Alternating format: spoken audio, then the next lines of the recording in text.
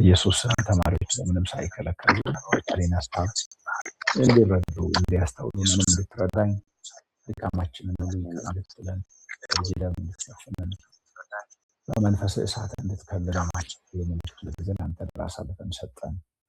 የጠላት በኢየሱስ ስልጣን የተበላሸ ይሁን።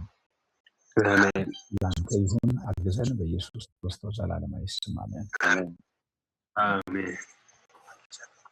ባለፈው ምዕራፍ 21 ላይ ያቆምን መሰለኝ አይደለም? ትክክል አስታውሱ።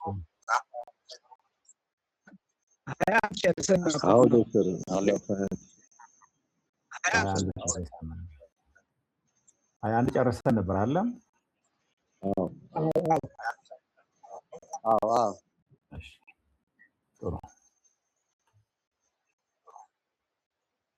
እንግዲህ ምዕራፍ 22 ላይ ማስተማሪያ ማስታወሻው የግል ምስክርነት የጳውሎስ የራሱን የግል ምስክርነት የመንፈስ ቅዱስ መመሪያንና ድንበር ተሻጋሪ ተልእኮን ትኩረት ያደርጋል። ይሄኛው ክፍል የክፍሉ ትኩረት የሐዋርያት ሥራ ምዕራፍ 22 የጳውሎስን የግል ምስክርነት ከአይሁዳዊ ማንነት አንጻር ያቀረበው ለተነሳው ክርስቶስ ከመታዘዝና መንፈስ ቅዱስ ወደ አሕዛብ ከሚመራው ተልእኮ ጋር ያይዞ ያቀረበው ነው የምንመለከተው።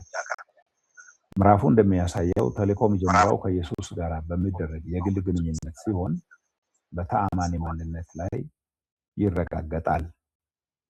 በመጨረሻም ከባህላዊ ከዘርና ከሃይማኖታዊ ድንበሮች ባለፈ በእግዚአብሔር ሉዓላዊ ላክነት ቅርጽ ይዛል። ክፍሉ ለዛሬ ቤተክርስቲያን መሪዎች እና ያለው መልእክት የሐዋርያት ሥራ ምዕራፍ 22 ምስክርነት እንዴት የግል ትረካ ብቻ ሳይሆን ሚሽናል አፖሎጀቲክስ ወይንም ደግሞ በእንግሊዝኛው ሚሽናል ተልእኮን ትኩረት ያደረገ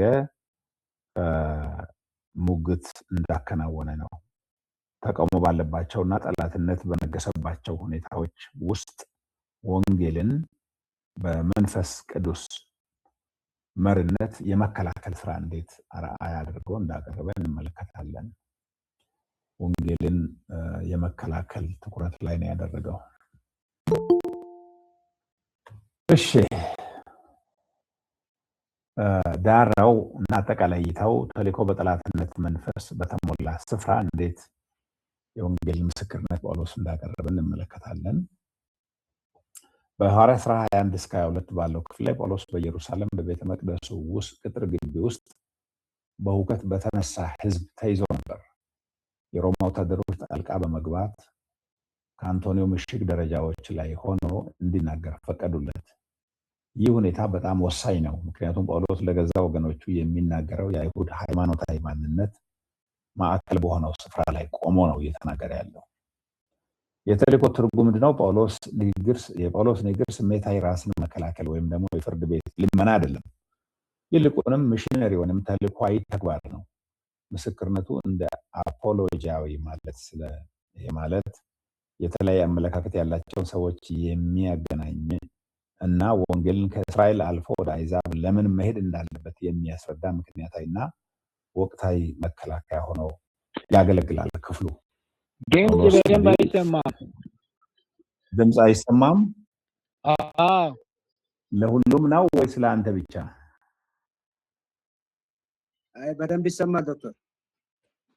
ስለዚህ እዛ አይሰማም የምትለውን ምናልባት ማይክህን ቼክ አድርግ ወይም ደግሞ ቮሊዩም ጨምር እዛ አንተ ጋር። እንደዚህ አይነት ነገር ይኖራል። ሌላ ጋር እየተሰማ አንተ ጋር ማይሰማ ከሆነ እኔ ችግር አለ ማለት ነው። የቦታ ችግር። አንዳንድ ጊዜ ቮሊዩም በጣም ቀንሰህም ከሆነ አንተ ጋር ላይ ይሰማ ይችላል። ስለዚህ ኮምፒውተር የተጠቀምክ ከሆነም ስልክ የተጠቀምክ ከሆነም ቮሊዩሙን ጨምር፣ ድምፅ በደንብ እንዲሰማልህ። ስለዚህ ጳውሎስ እሱ ብዙውን ጊዜ ከአሕዛብ ጋር ወደ አሕዛብ ሄደ ሃይማኖታችንን አበላሸ አይነት አንድምታ ያለውን ክስ በሚያቀርቡበት ጊዜ በመንፈስ ቅዱስ ታዞ የተገለጠው ኢየሱስ እንዳሰማራው እያደረገ እንደሆነና እነሱ እንደሚያስቡት እንዳይደለ ወንጌልን እየተከላከለ ነው ማለት ነው።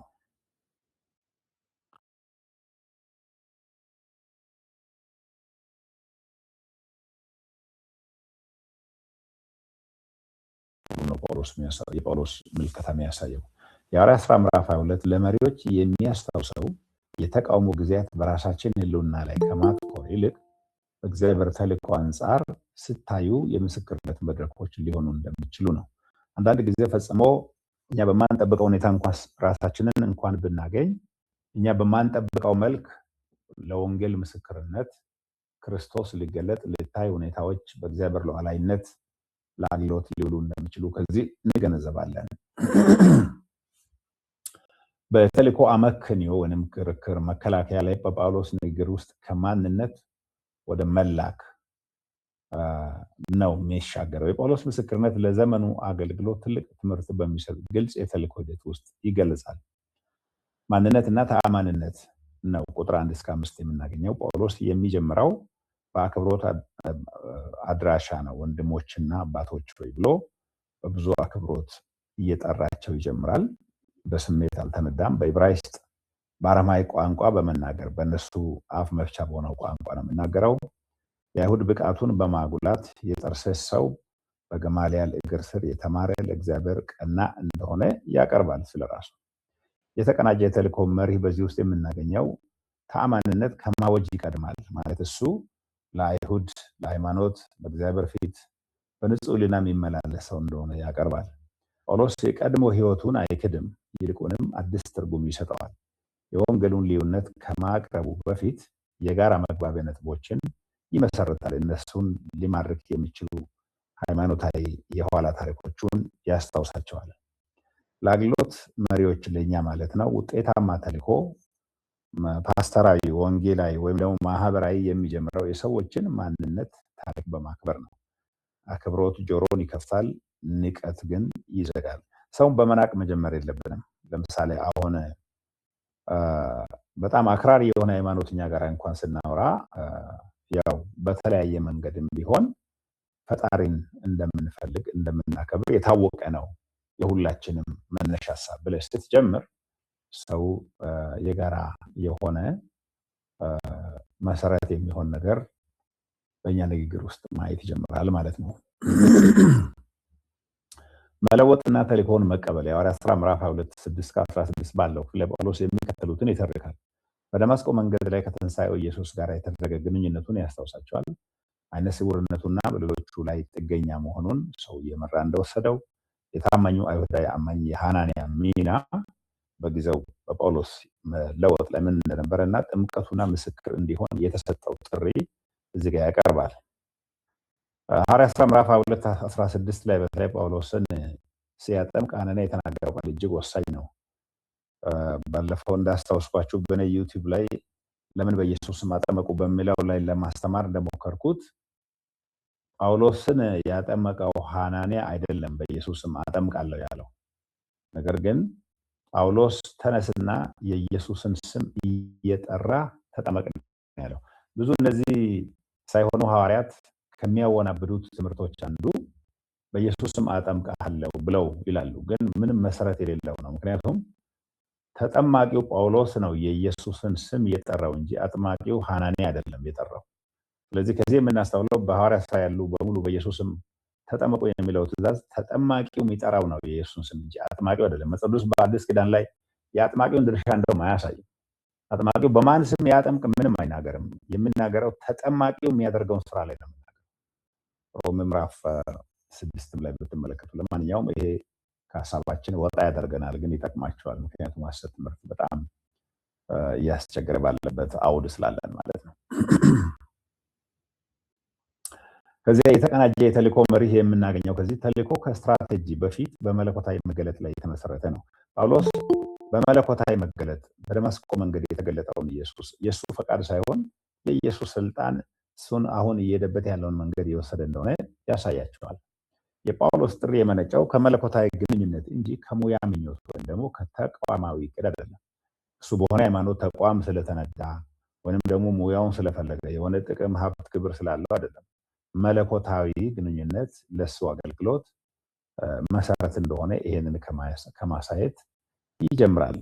ለኛ ለተማሪዎች ለዛሬ ለወንጌል ተልእኮ ተማሪዎች ለኛ ለሁላችንም ስልጠና፣ ብቃትና ዘዴዎች አስፈላጊ ናቸው። አሁን ስነ መለኮት ትምህርት ማግኘታችሁ፣ ወረቀት ማግኘታችሁ ሁሉ እነዚህ አስፈላጊ ናቸው። ነገር ግን ከክርስቶስ ጋር የሚደረግ ሕያው ግንኙነት ሊተኩ አይችሉም።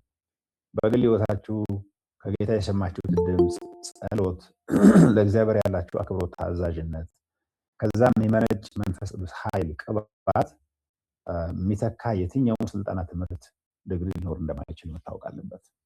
እውነተኛ ተልእኮ የሚመነጨው እግዚአብሔር ለገለጠው ነገር ከመታዘዝ ነው።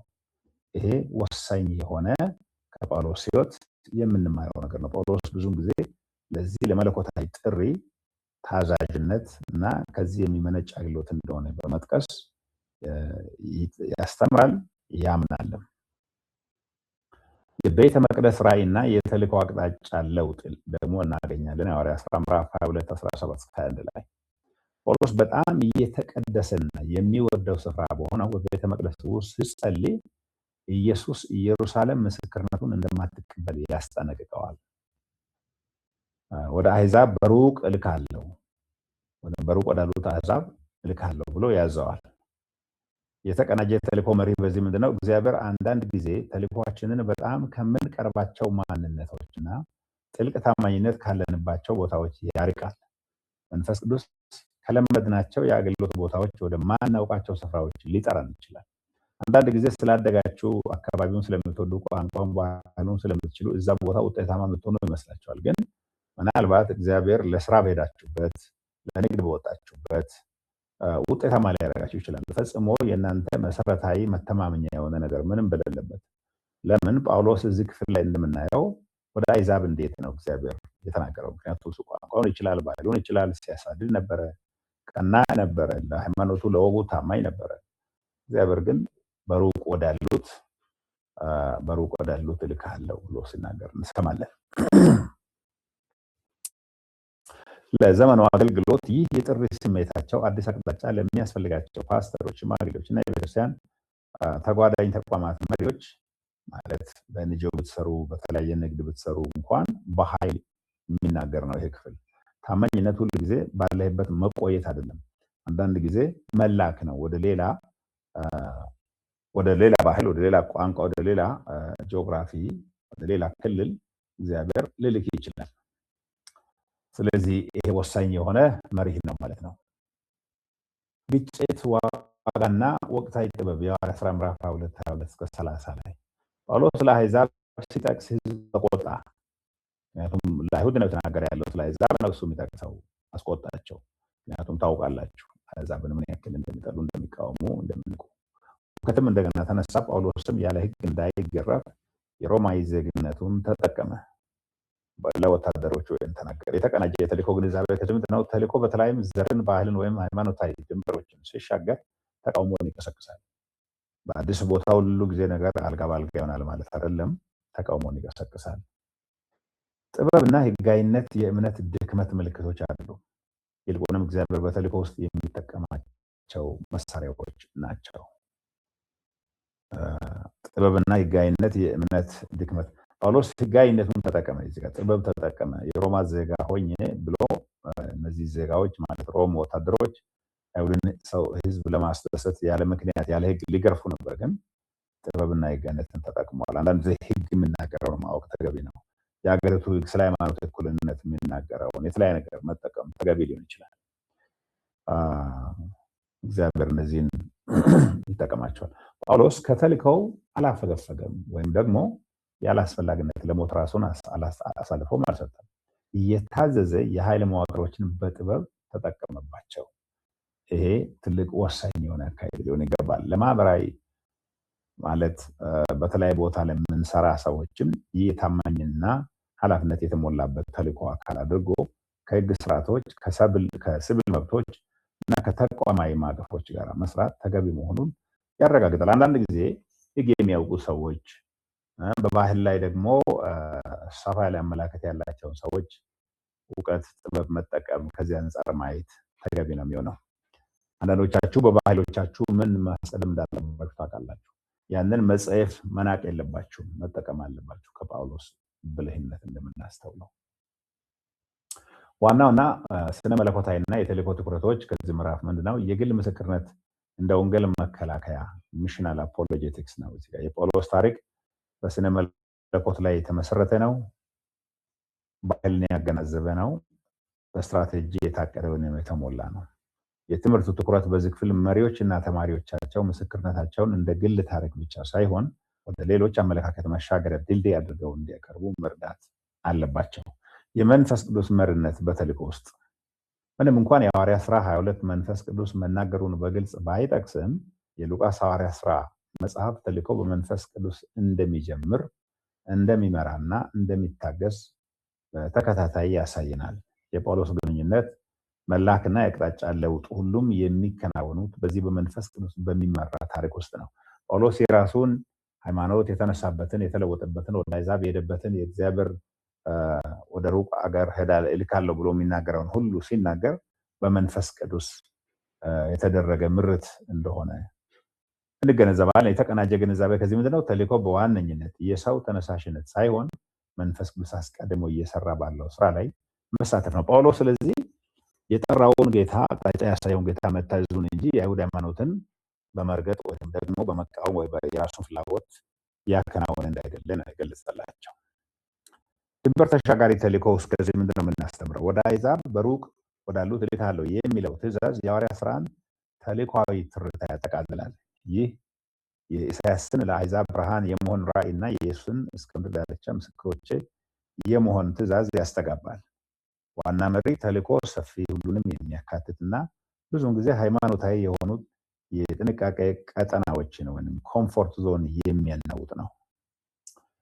ኦኬ፣ ለእኛ ምንድነው ከዚህ የምናስተውለው? ጳውሎስ ማንነቱን የተጠቀመበት መንገድ ዛሬ ወንጌልን በምናቀርብበት መንገድ ላይ ምን ጥያቄ ያስነሳል? ለዘላቂ ተልእኮ ክርስቶስ ጋር የሚደረግ ግንኙነት ለምን አስፈላጊ ሆነ? ተልእኮ ወደ መገለል ወይም ተቃውሞ በሚመራበት ጊዜ ስለመታዘዝ የሐዋርያት 22 ምን ያስተምረናል? ሌሎች መሪዎች ኃላፊነትን ሳይተው በመንፈስ ቅዱስ የሚመራ አቅጣጫ ለውጥን እንዴት መለየት ይችላሉ? ሕጋዊ ባህላዊና ተቋማዊ ግንዛቤዎች ለተልእኮ እንቅፋት ከመሆን ይልቅ እንዴት ሊጠቅሙ ይችላሉ? ከዚህ አንጻር ብዙ መዋየት ይቻላል፣ ግን ለጊዜው በግል ህይወታችሁ አስቡበት። መንፈስ ቅዱስ የእናንተን ለምሳሌ ከኦርቶዶክስ ወጣችሁ መጣችሁ ከሆነ ኦርቶዶክስን ለመድረስ፣ ከእስላም ወጣችሁ መጣችሁ ከሆነ እስላምን ለመድረስ የእናንተን የቀድሞ ጥበብ እንዴት መንፈስ ቅዱስ በምስክርነት ጊዜያችሁ ሊጠቀም ይችላል? እስቲ በዚህ ላይ ምንድነው የሚሰማችሁ? የኋላ ታሪካችሁ እግዚአብሔር ሊዋጀው የሚችለው እንዴት ነው ለአገልግሎት? አስተያየት ያለው ሰው አለ? ጥያቄ ያለው ሰው አለ በዚህ ላይ? ከዚህ በፊት በቆያችሁበት ሃይማኖት ለምሳሌ ሙስሊም ውስጥ ቆይታችሁ ከሆነ ኦርቶዶክስ ውስጥ ቆይታችሁ ከሆነ በምስክርነት ወቅት በሚያስነሱት ተቃውሞ ጠብ ውስጥ እንኳን እውቀታችሁን ጥበባችሁን መንፈስ እንዴት ሊጠቀም ይችላል? እንደዚህ አይነት ነገር የገጠመበት ጊዜ አለ በህይወታችሁ?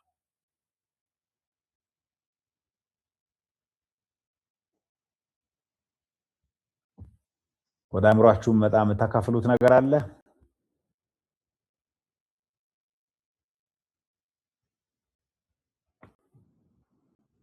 ኦኬ፣ ከሌለ ወደፊት እንገፋለን። አስቡበት። ጳውሎስ ምዕራፍ 22 ላይ ያደረገው ያንን አይነት ስለሆነ ነው። ኦኬ፣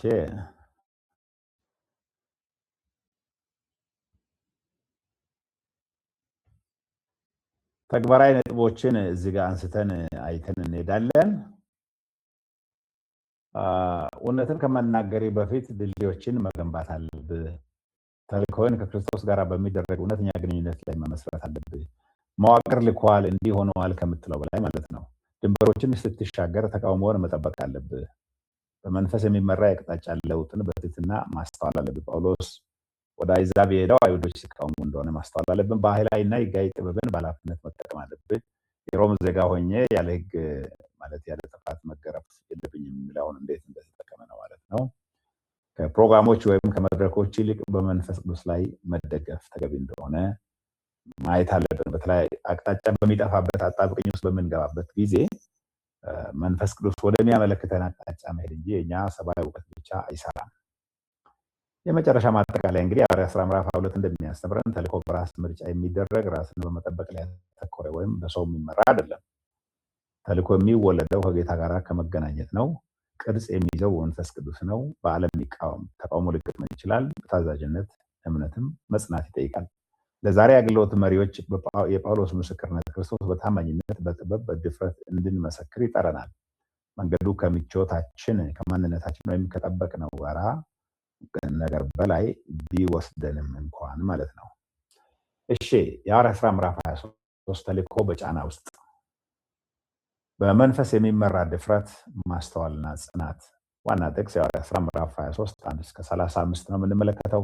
የክፍሉ ትኩረት ምንድነው? በሐዋርያት ሥራ ምዕራፍ 23 የሚያሳየው ተልእኮ በስብከትና በተአምራት ብቻ ሳይሆን በተቃውሞ መካከል በሚኖር ጽናት ማስተዋልና በእግዚአብሔር ሉዓላዊነት ላይ በመታመን እንደሚቀጥል ነው። አንዳንድ ጊዜ አገልጋዮች ይገረፋሉ፣ ይታሰራሉ፣ ወይም ደግሞ በዲሞ ምንም እንዳይናገሩ ተደርገው አቀርቅረው የሚያልፉበት ጊዜ አለ። ግን በዚያ ሁሉ ጽናት፣ ታማኝነት፣ በጌታ መታመን ራሱ የምስክርነት ዘዴና መንገድ እንደሆነ መታወቅ አለበት። የሐዋርያት ሥራ ምዕራፍ 22 ምስክርነትን የሚያጎላ ሲሆን ምዕራፍ 23 ደግሞ ጽናትን ያጎላል። ይህ ምዕራፍ ተልእኮ በሃይማኖታዊ ጥላቻ፣ በፖለቲካዊ ሴራ እና በግል የግድያ ዛቻዎች በሚደናቀፍበት ጊዜ የአገልግሎት መሪዎች እንዴት ታማኝ ሆነው መቀጠል እንደሚችሉ ያስተምረናል። ዛሬ በአገልግሎት ላይ ላሉ ሰዎች የሐዋርያት ሥራ 23 ተልእኮ በጫና ውስጥ ሲሆን የሚኖረውን ስነ መለኮት ያቀርባል። ይህ መንፈስ ቅዱስ አገልጋዩን የሚያበረታታበት፣ እግዚአብሔር ጉድለት ባለባቸው ስርዓቶች ውስጥ የሚሰራበትና መልእክተኛውን በቁጥጥር ስር ቢውልም ተልእኮ የሚቀጥልበት ሁኔታ ያስታውሰናል። ዳራና አጠቃላይ እይታ የታሪኩ ዳራ ጳውሎስ በኢየሩሳሌም ከተነሳው ሁከት በኋላ ምዕራፍ 21 እስከ 2 ማለት ነው በአይሁድ ሃይማኖት ሸንጎ ሳንሄድሪን በእንግሊዝኛ በሚባለው ፊት ቆሟል። ይህም ምዕራፍ የህግ ክርክሮችን እንደገና ደግሞ የጥል ሴራዎችን እና መለኮታዊ ማበረታቻዎችን ተከትሎ ጳውሎስ ወደ ሮም የሚያቀርቡ ሁኔታዎችን ይዟል። የተልእኮ አጠቃላይ ተምድና የሐዋርያት ሥራ ምዕራፍ 23 በሉቃስ ሐዋርያት ሥራ ሂደት ውስጥ ያለውን ዋና ጭብጥ ያጠናክራል። ይኸውም የእግዚአብሔር ተልእኮ በተቃውሞ አይገታም፣ ይልቁንም በተቃውሞ ውስጥ ወደፊት ይገፋል የሚለውን ነው የሚያሳየን። ጳውሎስ አሁን በይፋ እየሰበከ አይደለም። ሆኖም ተልእኮው በሚከተሉት መንገዶች እየቀጠለ ነው። በባለስልጣናት ፊት በሚሰጥ ምስክርነት፣ በስትራቴጂያዊ ዝምታና ማስተዋል፣ በመለኮታዊ ጣልቃ ገብነት፣ በፖለቲካዊና ህጋዊ ሂደቶች የተልእኮ ግንዛቤ። ከዚህ የምንገነዘበው ተልእኮ በንቀት የምናደርገው ነገር ብቻ አይደለም። ማለት ተልእኮ በንቃት የምናደርገው ማለት እኛ በማወጅ በመስበክ ብቻ የምናደርገው አይደለም። ይልቁንም ተግባራችን በተገደበበት ወቅት ማለት በታሰርንበት፣ እንዳንናገር በተከለከልንበት፣ በማስፈራራት ሰዎች ዝም እንድንል በሚያስገድዱበት ሁኔታ ውስጥ ሁሉ በታማኝነት የምንጸናበት መንገድም ጭምር ነው። ያ በታማኝነት በችግሮች ውስጥ መጽናት በራሱ ከምስክርነት ወይም ከተልእኮ አንጻር መታየት እንዳለበት ማወቅ አለበት። የሐዋርያት ሥራ ምዕራፍ 23 መዋቅር ወይም የተልእኮ አመክንዮ ምዕራፍ 23 5 የተልእኮ ግንዛቤዎችን የሚሰጡ እንቅስቃሴዎች አሉት። በሃይማኖታዊ ስልጣን ፊት በቅንነት መመስከር ቁጥር 1 እስከ 5፣ በግጭት ውስጥ በመንፈስ የሚመራ ማስተዋል ቁጥር 6 እስከ 10፣ ለረጅም ጊዜ ተልእኮ የሚሆን መለኮታዊ ማበረታቻ ቁጥር 11፣ የሰው ዛቻና የእግዚአብሔር ጥበቃ ቁጥር 12 እስከ 22፣ የእግዚአብሔር ተልእኮ በሲቪል መዋቅሮች በኩል ቁጥር 23 እስከ 35 እንመለከታለን። ዝርዝር ትንታኔና የተልእኮ ማስተማሪያ ነጥቦች እነዚህ ናቸው። ቁጥር 1 እስከ 5 ላይ በጠላትነት በተሞላ ሃይማኖታዊ ስፍራ ውስጥ ያለ ቅንነትን እንመለከታለን። ጳውሎስ እንደዚህ ይላል፣ እስከ ዛሬ ድረስ በበጎ ሕሊና ሁሉ በእግዚአብሔር ፊት ኖሬአለሁ። ይህ ንግግር ሊቀ ካህናቱ አናንያ ጳውሎስን እንዲመቱ ትእዛዝ እንዲሰጥ አደረገው። ጳውሎስ በሚታሰርበት ነገር ላይ ወንጀል ሰርቼ ክፉ ሰርቼ አይደለም፣ ሕሊና ይመሰክራል፣ ለእግዚአብሔር በመኖር ለወንጌል በመኖር ነው ብሎ የተናገረው ሊቀ ካህኑ ስላበሳጨው በጥፊ እንዲመቱ አዟል። የተልእኮ ግንዛቤ ምንድነው? ተልእኮ ብዙውን ጊዜ ጠንካራ ተቃውሞ የሚገጥመው ከዓለማዊ ተቋማት ይልቅ ከሃይማኖታዊ ተቋማት ነው። ፖለቲከኞች ከሚጎዱት በላይ አክራሪ ሃይማኖተኞች ጉዳት በአገልጋዮች ወይም በወንጌል አገልጋዮች ላይ ያደርሳሉ ማለት ነው። ጳውሎስ ፍጹም ነኝ አላለም፣ ነገር ግን በእግዚአብሔር ፊት ቅን መሆኑን ተናግሯል። የጳውሎስ ምላሽ ቅዱሳት መጽሐፍትን መጥቀስና ራሱን መግታት በግፍ በሚያዝበት ጊዜም እንኳን ትህትናና መገዛትን ያሳያል። ለኛ ለአገልጋዮች በአገልግሎት ውስጥ ያለ ታማኝነት የሚለካው በሃይማኖታዊ ባለስልጣናት ዘንድ በሚገኝ ተቀባይነት ሳይሆን በእግዚአብሔር ፊት ባለ ህልና ነው። ህልናችን እስካልወቀሰ ድረስ በንጹህ ህልና እስከተመላለስን ድረስ ብንሰደድ፣ ብንደበደብ፣ ብንታሰር ከኔ ጥፋት ነው ብለን ራሳችን ከመኮንን በላይ እግዚአብሔር ፊት በንጹህ ህልና መኖራችንን አስተን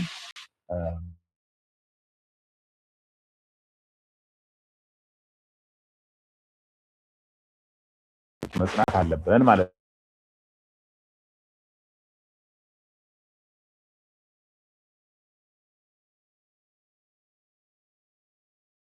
ያዊ ግንኙነት በትንሣኤ ላይ ስለ ተስፋና ስለ ሙታን መነሳት ይፈርድብሃለሁ። ይህ ንግግር በሸንጎው ውስጥ ግጭት ፈጥሮ ትኩረቱ ከጳውሎስ ላይ እንዲዞር አደረገ። ጳውሎስ እነሱ በዚህ በስነ መለኮታዊ ጉዳይ እንደሚከፋፈሉ ያውቃል። ስለዚህ ስለ ተስፋና ስለ ሙታን ትንሣኤ በማመኔ ነው ዛሬ በፊታቸው የቆምኩት ብሎ ሲናገር በሸንጎ ውስጥ ግጭት ተፈጠረ ማለት ፈሪሳውያን መልአክ ተናግሮ ቢሆንስ አሉ፣ ፈሪሳውያን ደግሞ ሙታን ትንሣኤ አያምኑምና በራሳቸው እርስ በርስ ግጭት ጀመሩ። ጳውሎስ ያንን ወደ እነሱ ግጭቱን ያዞረ ይመስላል። ሆነ የተልእኮ ግንዛቤ ይህ በመንፈስ የተመራ ማስተዋል እንጂ ሰዎችን ማታለል አይደለም። ጳውሎስ የወንጌልን እውነት ትንሣኤን ለተልእኮው እንዲጠቅም በጥበብ ተጠቅሞበታል። ለወንጌላውያንና ለሚሽነሪዎች ማለት ለዛሬ ለኛ አገልጋዮች ተልእኮ ማስተዋልን ይጠይቃል። መቼ መናገር እንዳለብን፣ ምን ላይ ማትኮር እንዳለብን እና ውስብስብ የስልጣን ሁኔታዎችን እንዴት መያዝ እንዳለብን ማወቅ ያስፈልጋል። ስለዚህ በፈሪሳውያንና በሰዱቃውያን መካከል የተነሳውን የስነ መለኮት ልዩነትን ጳውሎስ በማንሳት በእነሱ መካከል ጳውሎስን ለመጉዳት አንድ ላይ መጡ እንጂ ለራሳቸውም የሚስማሙ እንዳይደሉ አሳይተዋል። ቁጥር 11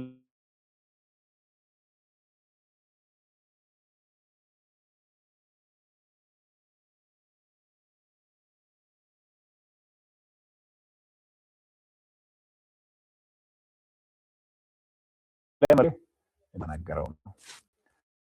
ስለ መለኮታዊ ግንዛቤው ከዚህ ምንድነው የምናስተውለው? መንፈስ ቅዱስ ለመመስከር ብቻ ሳይሆን ለመጽናትም ያበረታታል። እግዚአብሔር የጳውሎስን መከራ እንደ ውድቀት ሳይሆን ወደ ተልእኮ ፍጻሜ የሚወስድ እርምጃ አድርጎታል። በጣም የሚገርመው ነገር ጳውሎስ በዚህ ጊዜ ቆሞ እየመሰከረ አይደለም፣ በሽኛውን እየፈወሰ አይደለም፣ ታስሮ ነው ያለው፣ ወደ ሮም እየሄደ ነው ያለው።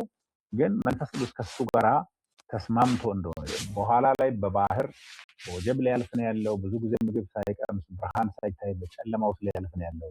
እዛ ደግሞ 2 ዓመት ያክል ሊታሰር ነው ያለው። ያ ግን ሁሉ በእግዚአብሔር እይታ ውስጥ እንደሆነ የሚያሳይ ነው። ጳውሎስ ጊዜ እየገደለ እንዳይደለ፣ ትርጉም ለሌላ ነገር ህይወት እየሰጠ እንዳይደለ በእግዚአብሔር እይታ ውስጥ እንደሆነ መንፈስ ቅዱስ ያሳስበዋል። ይሄ ለጳውሎስ እንደ ነዳጅ ነው፣ ለጳውሎስ እንደ ሞተር ነው። ምክንያቱም እያለፈ እያቋረጠ ያለው መከራ የሰው አእምሮ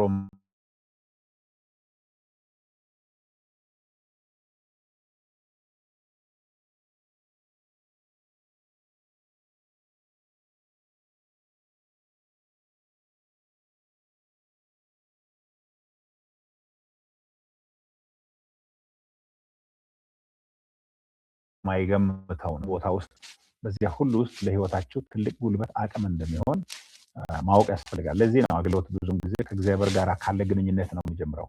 ያ ግንኙነት ነው ወደፊት እንድንሄድ የሚያደርገን። በድካም ወይም በብቸኝነት ላሉ መሪዎች የእግዚአብሔር መገኘት ሁሉ ጊዜ መከራን አያስወግድም፣ ነገር ግን ጥሪያችንን እና የወደፊት ዓላማችንን ያረጋግጥልናል። ይሄ በዚህ ዘመን ብዙም ጊዜ እነዚህ የብልጽግና ወንጌል ሰባኪዎች ከሚናገሩት እጅግ የተለየ ነው። የእግዚአብሔር አብሮነት በምቾት ብቻ አይደለም የሚገለጠው። ጳውሎስን እስከ ሮም ድረስ እንዲሄድ በቄሳር ፊት እንዲቆም ነው። የሚገርመው እዚህ ጋር በኢየሩሳሌም ስለኔ እንደመሰከሪ እንዲሁ በሮም ደግሞ ትመሰክርልኝ ዘንድ ይገባሃል። ይሄ ምስክርነት ብሎ ነው እግዚአብሔር እየጠራ ያለው። እሱ በባለስልጣን ፊት የሚቆምበትን፣ የራሱን ታሪክ የሚናገርበትን፣ በጥፊ የሚመታበትን፣ የሚታሰርበትን፣ የሚራብበትን፣ ስለ ክርስቶስ ለብቻ እዛ ጋር ባለስልጣን ፊት የሚቆምበትን ሁሉ ምስክርነት ብሎ ሰማይ እየጠራ ነው ያለው። አንዳንድ ጊዜ መስክራችሁ የጌታን ስራ ሰርታችሁ ፍሬ ላይታይ ይችላል። ያላችሁበት ሁኔታ ሁሉ በጣም አድካሚ ሊሆን ይችላል። ግን ሰማይ የሚያየውና ምድር የሚያየው በተለየ ሁኔታ እንደሆነ መታወቅ አለበት። ስለዚህ አገልግሎት ሁሉ ጊዜ ምቾትን፣ ፍሬያማነትን፣ ስኬትን ይህንን ያክል ነፍሳት መለስኩ በሚለው ብቻ ላይ ለካ እንደሚችል መታወቅ አለበት። ታማኝነትን ነው ለጌታ ጥሪ። ቁጥር 12 እስከ 22 ላይ የሰው ሴራና የእግዚአብሔርን ስውር ጥበቃ ደግሞ እንመለከታለን። ከ40 የሚበልጡ ሰዎች ጳውሎስን ለመግደል ተማምለዋል። እዛ ክፍል እንደምናየው ሴራው በጳውሎስ እህት ልጅ በኩል ታወቀ። እዚህ ጋር አስተውሉ፣ በመገለጥ አይደለም፣ በሰው በኩል ነው የታወቀው።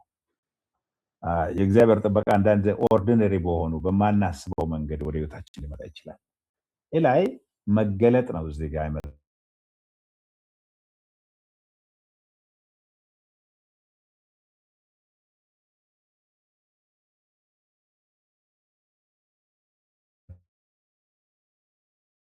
እዚህ ጋር ግን በእህቱ ልጅ በኩል ነው የታወቀው ሴራው።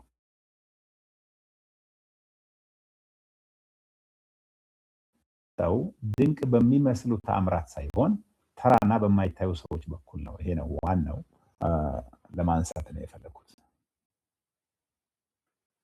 ተራና ይሄ በጣም መሰመር አለበት። እግዚአብሔር የሚሰራበት መንገድ ግሩም ነው። ስለዚህ ይሄንን ሁሉ ጊዜ ማስተዋል አለብን።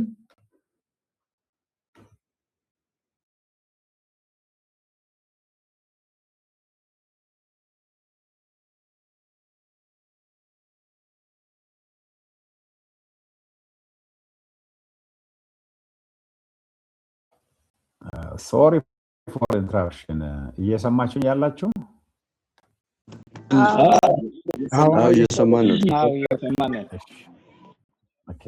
ስለዚህ እግዚአብሔር ጥበቃ ብዙ ጊዜ የሚመጣው ድንቅ በሚመስሉ ተአምራት ሳይሆን ተራና በማይታዩ ሰዎች በኩል ነው። ቅድም ያልኳችሁ ማለት ነው። በጳውሎስ እህት ልጅ በኩል ነው የ40 ሰዎች ሴራ ወደ ጳውሎስ መረጃው የደረሰው። ይሄ የእግዚአብሔር ጥበቃ ብዙ ጊዜ የሚመጣው ድንቅ በሚመስሉ እግዚአብሔር ከፈለገ መላክ ይችላል። ሲፈልግ ግን ተራና በማይታዩ ሰዎች በኩልም ሊመጣ ይችላል። አንዳንድ ጊዜ ግራ ይገባናል። የሆነ እግዚአብሔር አብሮን የሌለ ይመስለናል። መረጃው ስመጣም ተጠቀሙት ነው። ለተጓዳኝ ተቋማትና ማህበራዊ አገልግሎት መሪዎች ማለት ከቤተክርስቲያን ውጭ ላላችሁ በተለያየ መንግስት መስሪያ ቤት ለምትሰሩ ጥበቃ ማድረግ ተጠያቂነት እና የጋራ ኃላፊነት የታማኝ ተልዕኮ አካል ናቸው እንጂ የእምነት ማነስ ምልክቶች አይደሉም። በምትሰሩበት መስሪያ ቤት ትክክለኛ መረጃ ማግኘት፣ ትክክለኛ እውቀት፣ ትክክለኛ ባለሙያዎች ጋር መቅረብ፣ መጠቀም፣ እነዚህ ነገሮች ሁሉ የእግዚአብሔር አሰራር ሊሆን ይችላል። በዛ ብቻ እንታመን እንጂ እንጸልይ እንጂ። እሺ፣ ጳውሎስ በከፍተኛ ወታደራዊ ጥበቃ ወደ ቂሳሪያ ተዛወረ። ዋና ተልዕኮ መሪ ምንድነው? እግዚአብሔር የጳውሎስን ሕይወት ለመጠበቅና ወደ ሮም ለማድረስ የሮምን ሕግ፣ ወታደራዊ ኃይልና የቢሮክራሲ ደብዳቤዎችን ተጠቅመዋል። ደብዳቤ ተጽፏል፣ ፈረስ ተሰጥቷል፣ እዚህ ጋር ወታደሮች ተሰጥተዋል።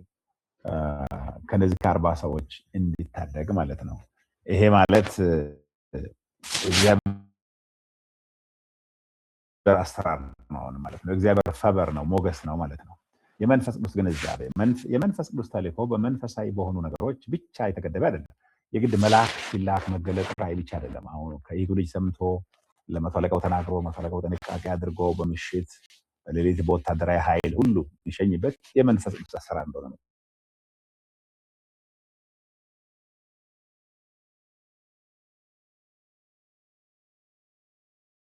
ውስጥ ይሰራል። እግዚአብሔር የመበጀትን ዓላማውን ለማሳካት በፖለቲካዊ ህጋዊና ተቋማዊ ስርዓቶች ሁሉ ውስጥ አልፎ እንደሚሰራ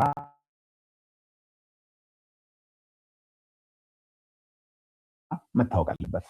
ለማህበራዊ ሰራተኞችና ለቤተክርስቲያን መሪዎች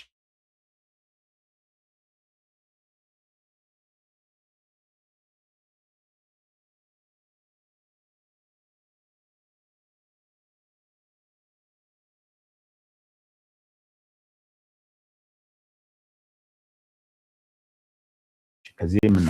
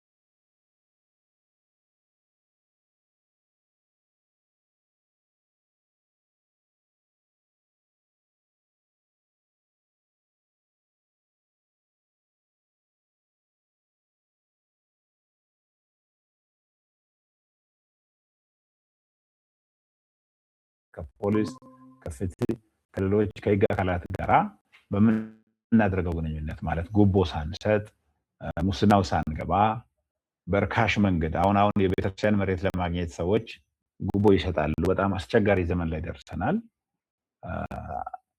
አገልግሎት ነብይ ተብየው ወታደር የሚያጠቃ ምናምን ተኳንዶ አሰማርቶ ይሄዳል። ጳውሎስ እንደዛ ያደርግ አይደለም። ስለዚህ ይሄ እጅግ ጥንቃቄ የሚጠይቅ ግን ማስተዋልን የሚጠይቅ የአገልግሎት መንገድ ነው። በዛሬው የተልእኮ ሁኔታ ውስጥ ያልተዘመረላቸው ጠባቂዎች እነማን ናቸው? ማለት ያልተዘመረላቸው ጠባቂዎች ማለት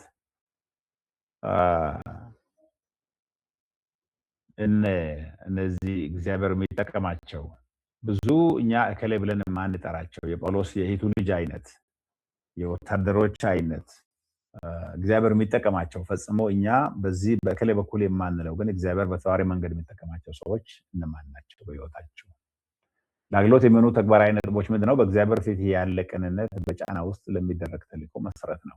በእግዚአብሔር ፊት ያለ ቅንነት ጳውሎስ በጣም ለወንጌል ከመቅናት ተነሳ ነው በዚህ ጫና ውስጥ ሁሉ ያለፈ ያለው። ማስተዋል እንደ ደፋር ስብከት ሁሉ መንፈሳዊ ነገር ነው። ማስተዋል እንደ ስብከትም እንደሆነ መታወቅ አለበት። ሂደቱ የዘገየ በሚመስልበት ጊዜ የእግዚአብሔር መገኘት ያረጋጋል። ጳውሎስ በዛ በምዕራፍ 23 ቁጥር 11 ላይ እግዚአብሔር በሰጠው ቃል ብዙ ነው ልቡ የተረጋጋው። ምንም ሁኔታ ቢራብ ቢጠማ ቢታሰር ወጀብ ውስጥ ቢያልፍ ጨለማ ውስጥ ብዙ ቀናትን ቢያሳልፍ 2 ዓመት ታስሮ በሮም ላይ ጉዳዩን አቤት እያለ ቢቆይ ያ ሁሉ የምስክርነት መንገድ እንደሆነ ነፍሱ እርግጠኛ ትሆንለታለች። በዚያ በእግዚአብሔር መልእክት ማህበረሰብና ስርዓቶች ለእግዚአብሔር ልኮ ሊያገለግሉ ይችላሉ። ቅድም እንደተባለው ማህበረሰብ የቤተሰብ ማህበረሰብ የጳውሎስ የሂቱ ልጅ አይነት የመንግስት ስርዓቶች ደብዳቤው ታውቀው ምኑ ሁሉ እግዚአብሔርን ሐሳብ ሊያገለግል ይችላል። ለዚህ ነው መጸለይ ያለብን። ጳውሎስ ለመንግስት ኃላፊዎች ጸልዩ ብሎ ታማኝነት ትዕግስትን መጠበቅንና መታመንን ይጨምራል። የመጨረሻ ተልእኮ ሲተነተን የሐዋርያት ሥራ 23 እንደሚያስተውሰን የእግዚአብሔር ተልእኮ በሁል ጊዜያዊ እንቅስቃሴ ወይም በሚታይ ስኬት ላይ የተመሰረተ አይደለም። አንዳንድ የሚታይ ስኬት በአገልግሎታችን ላይ ላይኖር ይችላል። አንዳንድ ጊዜ መንፈስ ቅዱስ ስራ በዝምታ በመጠባበቅና በጸጥታ ባለ ድፍረት ውስጥ በይበልጥ ይገለጣል።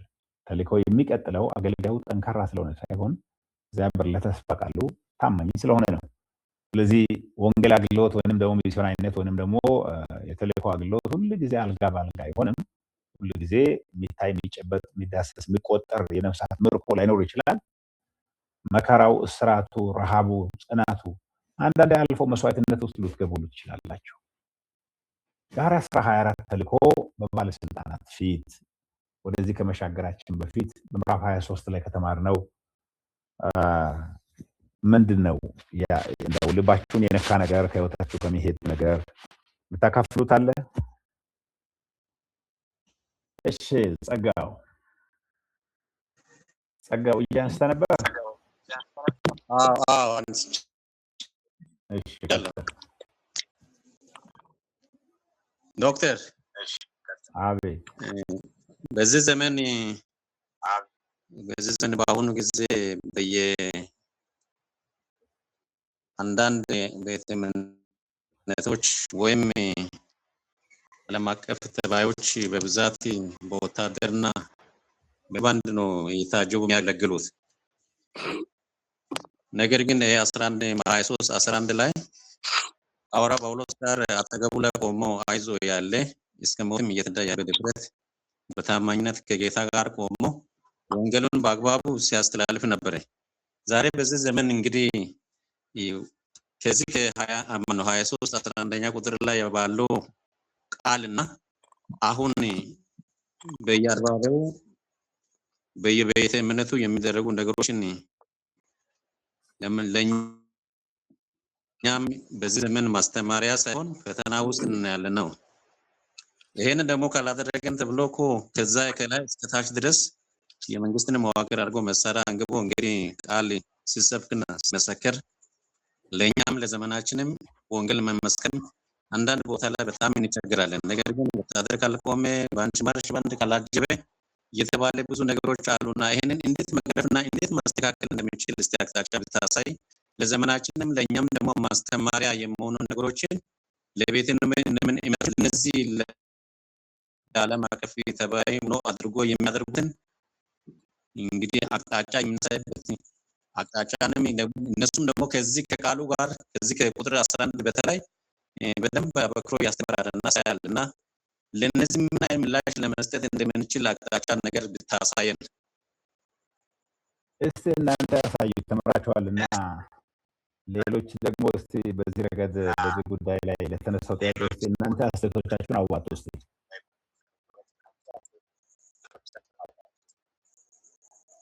ምን ይመስላችኋል? በተነሳው ጥያቄ እንዴት ነው የምታዩት?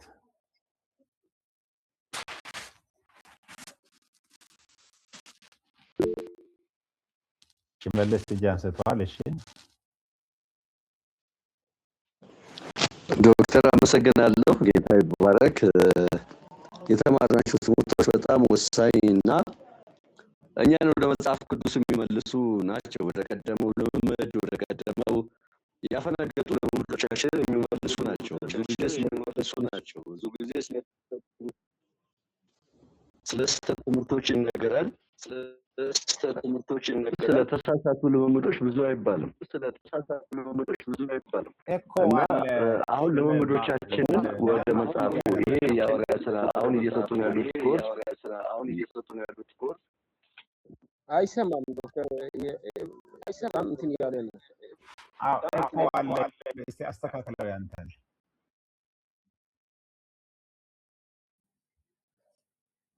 የሆነ ክፍት ያደረገ ሰው ይኖር ኦር አንተ ጋር ብሉቱዝ እየተጠቀመ ሊሆን ይችላል። እኔ ጋር አይደለም ሌላ ቦታ ነው ዶክተር። አሁን ቀጥል። ጥሩ ነው። ቀጥል። እሺ ዶክተር በጣም አመሰግናለሁ በድጋሚ። ይሄ ኮርስ ምን አገኛችሁ መስላለሁ ለወንድሜ በኋላ መልስ እሰጣለሁ። ግን በጣም ለኛ መሀል ላይ ተሰብሮ የነበረውን ድልድይ እየቀጠለ ያለ ኮርስ ነው። ምክንያቱም ልምምዶቻችን ከመጽሐፉ የተጣሉ ልምምዶቻችን ቴክኒካል ብቻ እንጂ የእግዚአብሔር መንፈስ ያገለሉ የእግዚአብሔር መንፈስ እንዲመራ የሚያደርጉ አይደሉም። ምቹ ሁኔታ ጠባቂ ብቻ አድርገው ነበረ እንዲህ ነውና የኮርስ ድልድይ ሆኖ ከመጀመሪያ የተቋረጠ ነገር እየቀጠለ ያለ ስለሚመስለኝ ነውና በጣም ነው አድርጌ የማመሰግነው። አሁን ምንድነው ለተጠየቀው ጥያቄ እንዲህ ለሚያደርጉት ለሚለው መልሱ አጭርና አጭሩ ወደ መጽሐፍ ቅዱስ እንመለስ ነው። ወደ አባቶች እንመለስ ነው። ወደ ቀደሙት የቤተክርስቲያን ታሪክ ተመልሰን ከሳትንበት ቦታ ላይ ማስተካከያዎች እያደረግን መሄድ እንዳለብን ያሳዩናል። አሁን ወንጌል ያልደረሰበት ቦታ ግጭት ሊፈጠር ይችላል ተብሎ የሚታሰብበት ቦታ ላይ ወንጌል ላይ ማድረሱ እንቅስቃሴ ትኩረት እየተሰጠው አይደለም። ምቹ ቦታዎች ላይ ነው፣ መንጫጫው አስፋልት ላይ ነው። የወንጌል ስርጭት እንኳን ብለን ብንወጣ በጣም ሴፍ የሆነበት ቦታ ላይ ነው። የአንድ ለአንድ ወንጌል ስርጭቱም ብዙም እንመለከት በጣም አስቸጋሪ። አሁን ግን በዚህ በዛሬው ትምህርቱ ስናይ ያገኘውን አጋጣሚ ሁሉ ጳውሎስ ለወንጌል እንዴት ይጠቀምበት እንደነበረ ስለምናይ እኛም ከዚህ መማርና ወደ ራሳችን አንብተን አጋጣሚዎችን ሁሉ ለወንጌል እንድንጠቀም ኦኬ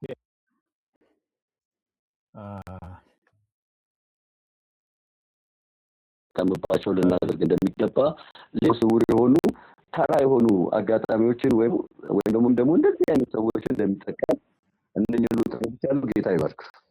እሺ አመሰግናለሁ። ተስፋዬ ሱሞሮ። ዶክተር አመሰግናለሁ። አሁን ያለው ከመጽሐፍ ቅዱስ ካለን ርቀትና ልምምድ የተነሳ ብዙ አይነት የወንጌል ስርጭት ሂደቶች ፌክ ናቸው።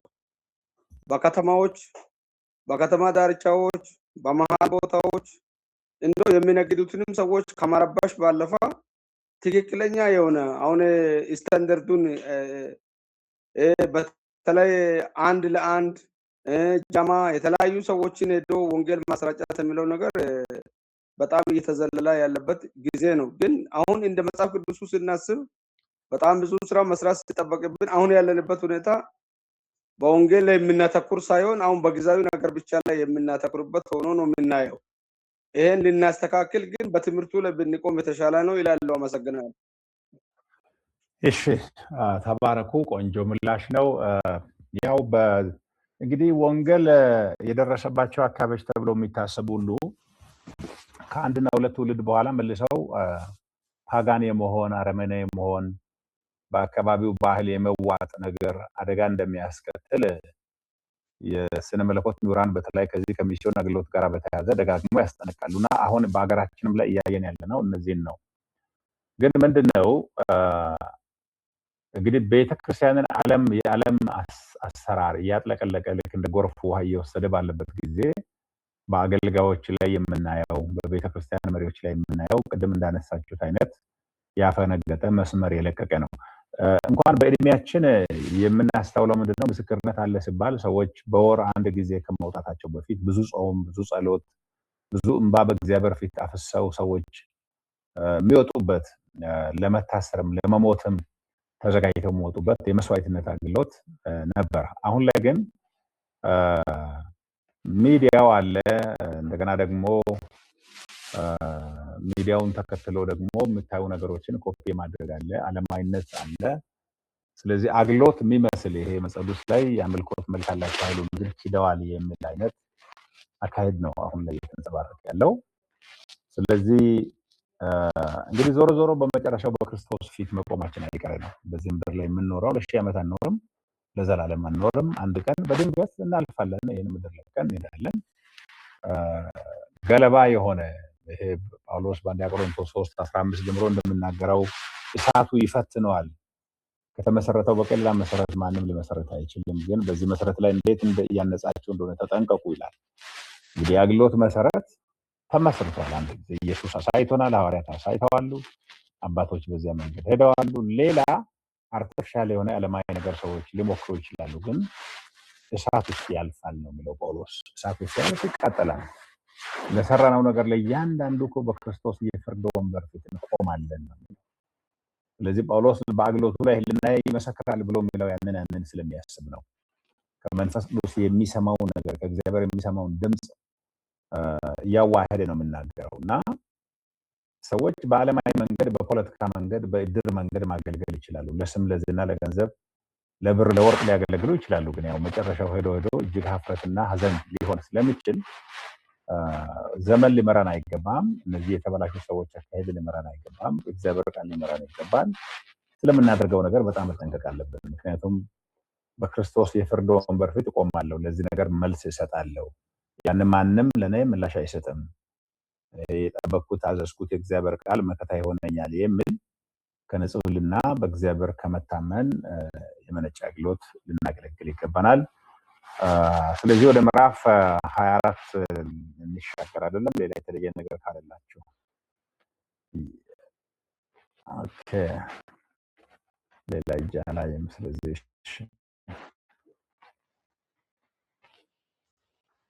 ሐዋርያት ሥራ ምዕራፍ 24 ላይ የምንመለከተው ተልእኮ በባለስልጣናት ፊት ነው። ምስክርነት፣ ቅንነትና ወንጌል ህልናን ሲሞግት ዋና ጥቅሱ ይሄኛው ምዕራፍ ነው። የክፍሉ ትኩረት ምንድነው? የሐዋርያት ሥራ ምዕራፍ 4 ተልእኮ ከምኩራብና ከገበያ ወጥቶ በቀጥታ በፖለቲካዊ ህጋዊና ስነ ምግባራዊ ስርዓቶች ውስጥ ሲከናወን ነው የሚያሳየን። ጳውሎስ በሃይማኖት መሪዎች ተከሶ በሮማ አገረ ገዢ በፊልክስ ፊት ቆሟል። ለራሱ የሚሟገተውም በንግግር ችሎታ ብቻ ሳይሆን በእውነተኛ ምስክርነት፣ በስነ ምግባር ቅንነትና በመንፈስ ቅዱስ ኃይል በተሞላ ድፍረት ነው። እዚህ ጋር ልንታሰር እንችላለን። ስንታሰር ብዙም ጊዜ ልክ ኮንፈረንስ ሄደን ለመስበክ እንደምንጸልይ፣ እንደምንጾም፣ በእግዚአብሔር እንደምንታመን በፍርድ ፊት ስንቆምም፣ ስለ ወንጌል ሙግት ስናቀርብ፣ መከላከያ ስናቀርብም መንፈስ ቅዱስ እንዲረዳን በሉቃስ ወንጌል ኢየሱስ እንደተናገረው በገዦችና በሸንጎች ፊት ቆማላችሁ፣ በዚያ ጊዜ እናገራለሁ ብላችሁ አታስቡ፣ የአባታችሁ መንፈስ በእናንተ ላይ ይሆናል ብሎ ኢየሱስ እንደተናገረ ይሄ መንፈስ ቅዱስ የግድ መድረክ ላይ ቆመን በምናወራበት ብቻ ሳይሆን በሙግት፣ በክርክር፣ በመከላከያ፣ በፍርድ ፊት ሰዎች ሲደበድቡንም የምንናገረውን መንፈስ ቅዱስ እንደሚሰጥ መታመን አለብን፣ መጸለይ አለብን። ልክ ይሄ ማለት ምንድነው የሚያስታውሰን? እስጢፋኖስ በዚያ በድንጋይ የተወገረ በነዚያ ፊታቸውን እንደባይጩት ባጠነከሩ ቀሳውስትና ፈሪሳውያን ሳንሄድርን ፊት በተናገረበት ፊቱ የመላእክትን መልክ ይመስል ነበር። ብሎ እንደተናገረ በይቅርታ የተሞላ እንደተናገረ እያንዳንዱ በወንጌል ምክንያት የምናልፍበት ቦታ መንፈስ ቅዱስ እንዲዋጀው እንዲጠቀመው ራሳችንን ማዘጋጀት እንዳለብን ነው ከዚህ የምናስታውቀው ማለት ነው።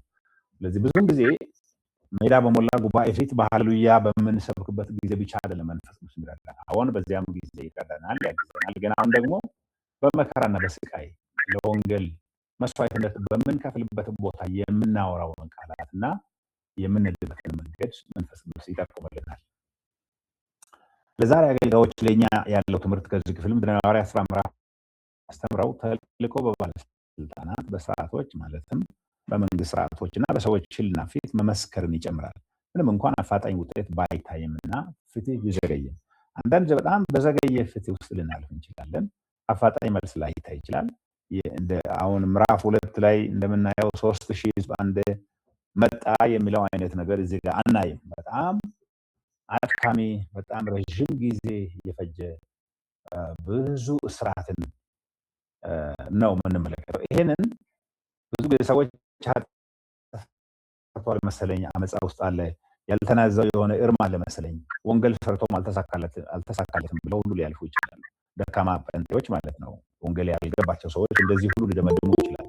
ግን ጳውሎስ የሚያሳልፋቸውን ህይወት የሚያቋርጠውን መከራ፣ ማዕበል፣ ወጀብ ስንመለከት በዚያ ላይ እግዚአብሔር ደግሞ አይዞህ በቃ የሳር ፊትም ልትቆም ይገባሃል፣ ልትመሰክር ይገባሃል ብሎ የተናገረው ስንመለከት፣ በኋላም ላይ የመጡ ድምፆችን ስንመለከት ምስክርነት የወንጌል ተልእኮ ተሳታፊ መሆን ማለት ሁሉ ጊዜ ምቾትና ድል እንደው ያና ይህ የሆነ ተራራው ተገነደሰ የምንላቸው እንደዛ የምንስላቸው ነገሮች ብቻ እንዳይደሉ መታወቅ አለበት ነው።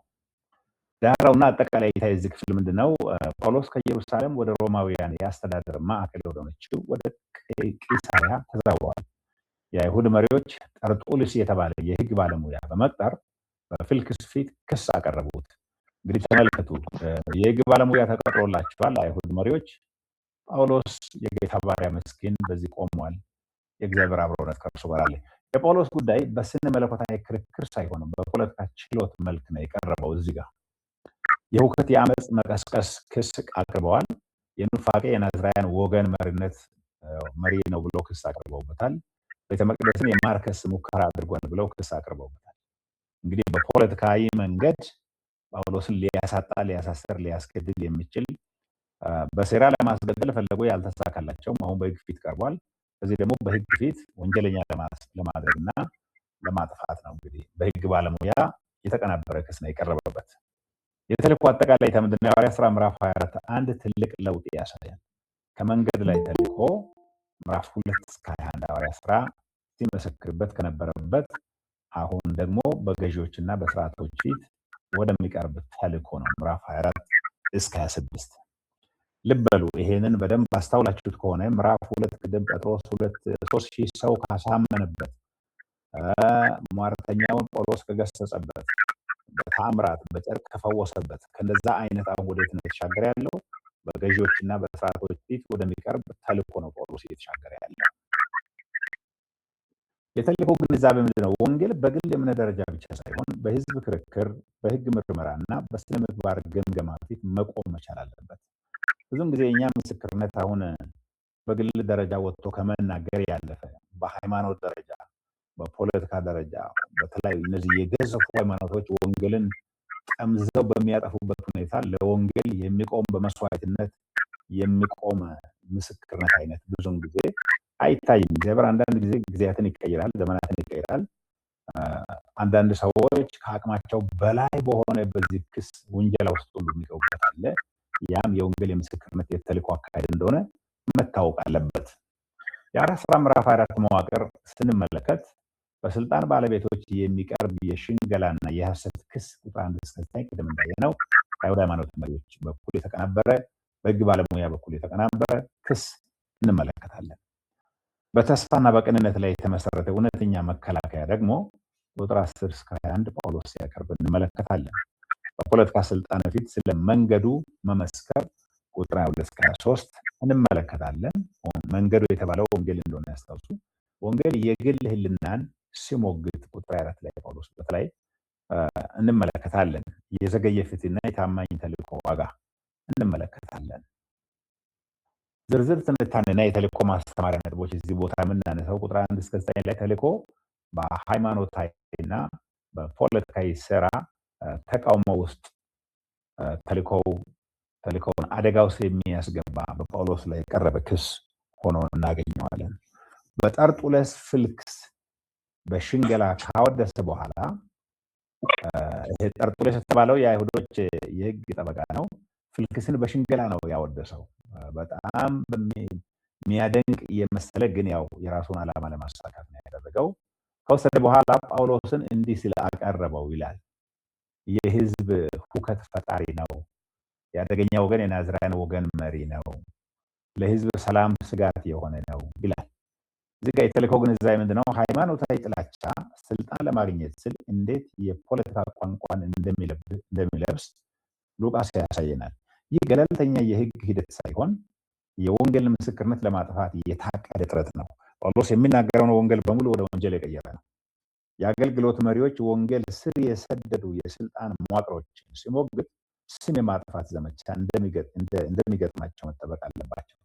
ወንጌል አይነ ሚስዮን አይነ የሆነ ቦታ በአዲስ ባህል በአዲስ ክልል ታገለግላለህ። ሙሉ በሙሉ ግን አንተን የሚቃወሙ ሰዎች ወደ ወንጀል አንቺን የሚቃወሙ ሰዎች ወንጀል ነክ የሆኑ ነገሮችን እያነሱ መለጠፍ ይችላሉ። ይህንን መጠበቅ አለብህ። እንዴት መመለስ እንዳለብህም የእግዚአብሔር መንፈስ ጥበብ እንዲሰጥህ መጸለይ አለብሽ። ቁጥር 10 ከአንድ ላይ የጳውሎስ መከላከያ እውነት፣ ተስፋና ንጹህ ሕሊና የተቀላቀለበት ነው። የጳውሎስ ምላሽ በሚከተሉት ላይ ተለይቷል። ያለ ሽንገላ ክብር መስጠት ማለት ለሱ ዳኛ ወይም ደግሞ አገረገዢው ወይም ደግሞ እዛ ፖለቲካ መሪው ለሱ እንዲያደላለት ያልሆነ የሽንገላ ሙገሳ እንደዛኛው እንደ ጠርጡለስ አልሰጠም። እውነታን በግልጽ ማስረዳት ነው። ጥልቅ ስነ መለኮታዊ እይታን ነው ያቀረበው። ክሱን ወደ ምስክርነት በመቀየር ስለሚከተሉት መሰከረ። ለእስራኤል አምላክ መስገድ ባህሪው እንደሆነ፣ ለሕግና ለነቢያት ታማኝ መሆኑን፣ በጻድቃንና በኃጢአን ትንሣኤ ላይ ስላለው ተስፋ፣ በእግዚአብሔርና በሰው ፊት ሁል ጊዜ ንጹህ ሕሊና እንዲኖረው እንደሚጋደል። ቁልፉ የተልእኮ ግንዛቤ ምንድነው? የጳውሎስ መከላከያ ምስክርነት እንጂ ራስን ማጽደቂያ አይደለም።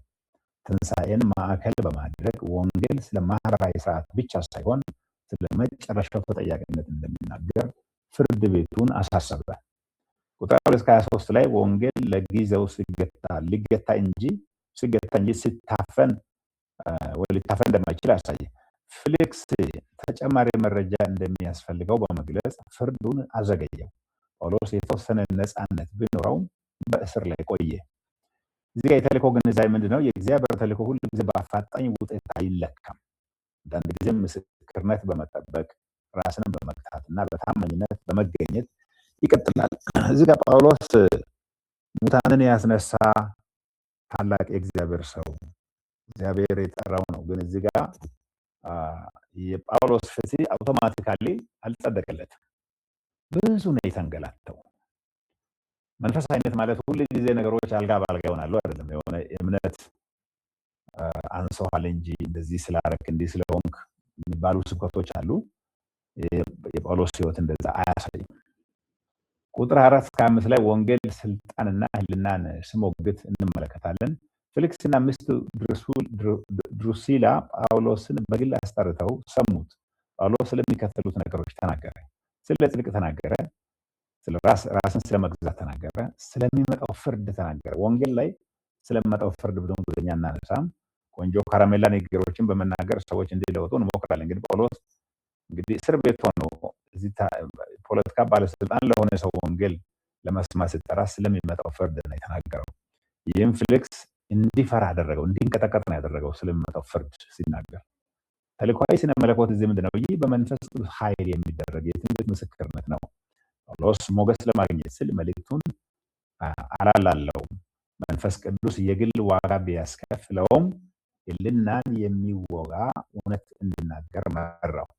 ማለት የአድማጩን ሕልና ነፍሱን የሚወጋ አስፈሪ የወንጌልን እውነት ተናገረ እንጂ አለስልሶ አላልቶ ተናግሮ ከዚያ ቶሎ ለመውጣት አልፈለገም። ይሄ እንዴት አይነት ታማኝነት ነው! ቁጥር 6-7 ላይ የዘገየ ፍትህና የቅንነት ዋጋ። ፊልክስ ጉቦ በመፈለግና የአይሁድን መሪዎች ደስ ለማሰኘት ሲል ጳውሎስን ለሁለት ዓመታት አስሮ አቆየው። እዚህ ጋር የምናስተውለው ምንድነው? ታማኝነት ሁሉ ጊዜ ፍትሐዊነትን አያመጣም። የእግዚአብሔር አገልጋዮች ወዲያውኑ ሳይፈቱ ፍትህ በሌለው ስርዓት ስር መከራ ሊቀበሉ ይችላሉ። ሆኖም የጳውሎስ መታሰር ተልኮ ወደ ሮም እንዲሄድ ምክንያት ሆኗል።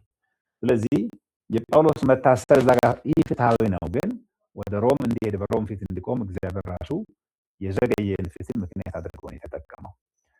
አንተ ሁሉ ጊዜ ፍትሐዊ ስለሆንክ ታማኝ ስለሆንክ ነገር ሁሉ አልጋ ባልጋ አይሆንም። ዮሴፍ አላመነዝርም ስላለ ነው ብዙ ዓመት የታሰረው አይደለም እንዴ?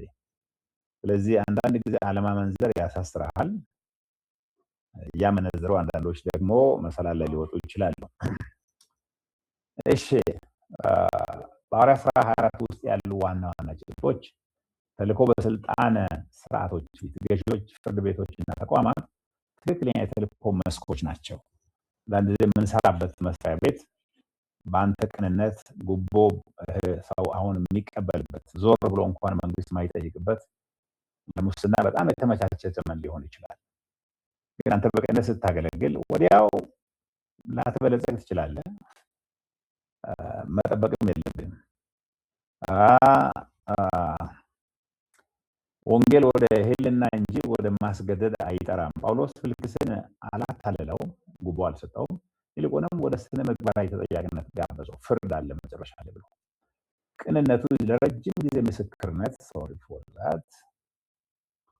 ለረጅም ጊዜ ምስክርነት መሰረት ነው። ለህዝብ ምርመራና ትችት ንጹህና አስፈላጊ ነው። ጳውሎስ በህዝብ ፊት ነው የቆመው፣ በህግ ፊት ነው የቆመው። ንጹህና አለ እያለ ነው። ጉቦ ባለመስጠቱ፣ በውሸት ባለማወደሱ፣ እንደገና ደግሞ እግዚአብሔር ለጠራው ነገር ታማኝ በመሆኑ ንጹህና ነው ያለው። መንፈስ ቅዱስ እውነትን የመናገር ድፍረት ይሰጣል። ጳውሎስ ስለ ፍርድ የተናገረው ደህንነቱ ስለተጠበቀ ሳይሆን መንፈስ ስላገፋፈው ነው። ጳውሎስ በፍርድ ቤት ሆኖ እንደዚህ በህዝብ ፊት ሆኖ የተናገረው ማንም ባጠገቡ ስላለ አይደለም። እነዚያ በህግ ባለሙያ ታግዘው በብዙ ቁጥር መጥተው ፖለቲካውን በእጃቸው በብዛት ብዙ ቁጥር ህዝብ በመያዛቸው በማስፈራራት ነው።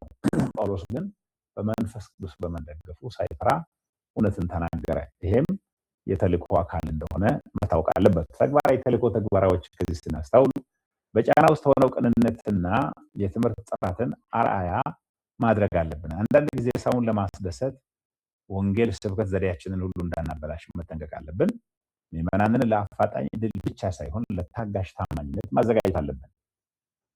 ጳውሎስ በብዙ ትዕግስት 2 ዓመት የሚያክል ጊዜ ፍትህ እየጠበቀ በእስር ቤት መቆየት እንዴት ከባድ ነው! ግን ያ እግዚአብሔር የተናገረው ወደ ሮም የሚሻገርበት መንገድ መሆኑን ተቀበለ። ጉቦ ቢሰጥ ወዲያው መውጣት ይችላል። ለምን? እሱ ወንጀል ስላልሰራ ጉቦ ተቀብሎ የሆነ ነገር ጠቅሶ ሊያስወጣው ይችላል። ፍሊክስ ግን ጳውሎስ በእንደዛ አይነት ተካሽ መንገድ መውጣት አልፈለገም። ዛሬም ጉቦ ሰጥቶ በንግድ መሰላል ላይ መውጣት ይቻላል። ጉቦ ሰጥቶ በአገልግሎትም ላይ ቀደም አንዱ በሌላው ኮርስ አስተምር በአንድ አካባቢ ፓስተሮች ሁሉ በጉቦ እንደሚቀጠሩ ነው የሰማሁት። እናንተ ባላችሁበት ይደረግ እንደሆነ አላወኩም። ስለዚህ ይሄ በጣም ወሳኝ ጉዳይ ነው። ምን ይመስላችኋል? እስቲ ከዚህ ረገድ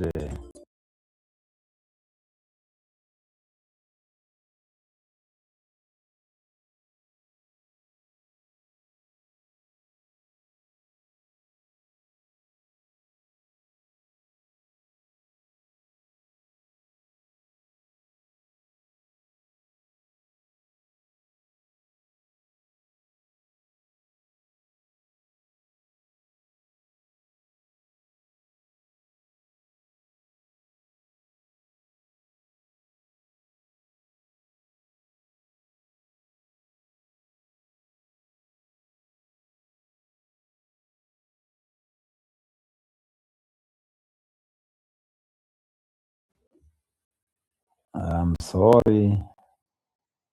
ይሄን ሊጨርስና ወደ ውይይታችሁ ውስጥ ላስገባ። እዚህ ጋር በጫና ውስጥ ሆነው ቅንነት፣ የትምህርት ጥራት ለማስተማር ምሳሌ ለመሆን መትጋት አለብን። ለአፋጣኝ ድል ብቻ ሳይሆን ለታጋሽ ለታማኝነት መዘጋጀት አለብን። ሙሉን ወንጌል ስበኩ ይላል። የማይመቹ እውነቶችን ጭምር ማለት ለፌሊክስ ጳውሎስ ስለ ፍርድ ነው የሰበከው። ከሱ ፍትህ እየጠበቀ ነው። ፍትህ ከሱ እየጠበቀ ግን በጣም ከበድ ያለ መልእክት ነው የሰበከው። እኛ እንሰብክ ይሁን ይሰበክ ይሁን ከኛ አስቡበት።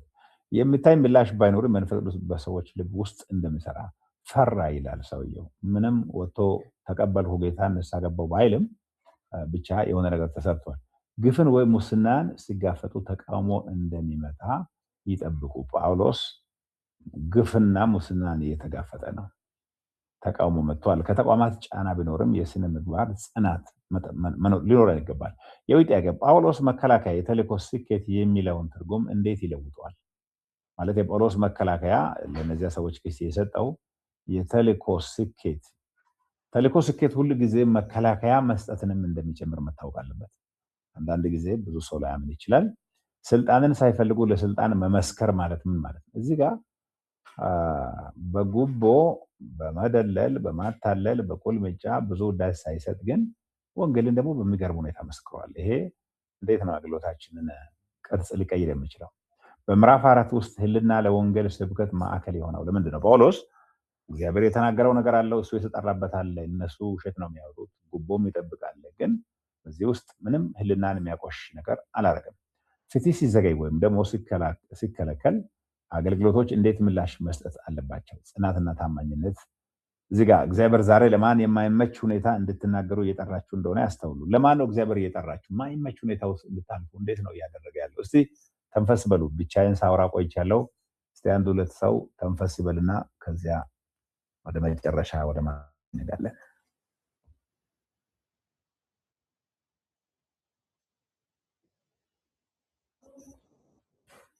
ከበድ ይላል አይደለም? ይሄኛው ክፍል እንዴት ነው? ከለመድነው አገልግሎት ትንሽ ወጣ ይላል። ያው በጣም ከበድ ያለ ነው ዶክተር። በጣም ወሳኝ ትምህርትም ነው። ጌታ ይመስገን። ያው ጳውሎስ እንደተረዳ ከሆነ እኮ በመከራ ውስጥም ጽናት እንደነበረ በጽናት ውስጥ ሆኖ እንዳገለገለ ለዛሬው ያው ሚሴጅ የሚሆነው ይሄ ነው ብዬ አስባለሁ። በቀኛም በመከራ ውስጥም ሆነ በሐዘን ችለን እንድናገለግል ጌታ እንዲረዳ መጸለይ ነው ዋና ታርጌት ብዬ የሚያስበው። እሺ አባይነ ጥሩ ማቴ አመሰግናለሁ። እሺ ዶክተር በጣም እጅግ አመሰግናለሁ። በጣም እኔ የጳውሎስን በዚህ ምዕራፍ ላይ ይሰማል አይደል? አዎ ይሰማል። ቀጥል። አንድ የሆነ በወንጌል አገልግሎት የተሰሩ ልጆች የነበሩ ከዩኒቨርሲቲ ነው የመጡት እኔ ወዳለሁበት አገልግሎት ስፍራ። በዛ አልፈታም ብሎ ምናምን ሲል መቶ አለቃው ብር ይከፈላሉ። ብር ይከፈል አሉ። እነሱ ሞባይል ምን ተወርሰዋሉ። ክርስቲያን ተማሪዎች ለዛኛው መከራከር ሲገባ እዚህ ያሉ ሰዎች ምንድነው አሉት? ገንዘብ ይከፈልና ይውጡ ምናምን ሲባል ይታሰሩ፣ መጽሐፍ ቅዱስ ያላለውን አናደርግም ያሉ ሰዎች በእለቱ እኔንም ጨምሮ ተጠልተው ነበር። ስለዚህ እቺኛው ምዕራፍ ጳውሎስ እኔ ምላሽ ለዛን ቀን ለሆነው ነገር ምላሽ እንዳገኘ ነው። ያን ዛሬ ሰዎች ቤተክርስቲያን ቀብር ቦታ የሌላቸው ቤተክርስቲያን ቦታ መስራት ያጡ ሰዎች ለጊዜ ላሉ ለአንዳንድ ሰው የእጅ ማንሻ ይሰጣሉ። ያላስፈላጊ እንደሆነ ነው። አሁን ጳውሎስ እግዚአብሔር እድሜውን ሰጥቶ ጥሩ አገልግሎት ላይ እንዳገለገለ ጥሩ ጌታ ዶክተር ጥሩ ግልጽ ማብራሪያ አግኝቻለሁ። ለዛችኛው ቀን በዚህ ምድር ላይ በጣም ለታሰሩት ጉቦ አይሰጥም ተባለ። ከዛ እግዚአብሔር እንደተባለውም በነፃ ነበር። አንድ ይሄ ነው። ከኋላ ደግሞ ዶክተር ሲጨርሱ ምዕራፍ 18 ላይ ሲያነብ ግራ ያለኝ ጥያቄ አለ። እሱንም ኋላ ምናልባት እድልና ጊዜ ካለ እድል ይሰጡኛል። ጨርሻለሁ።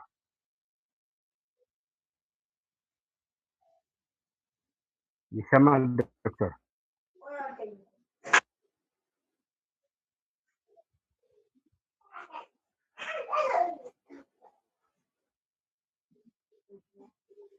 ጨርሻለሁ ዶክተር።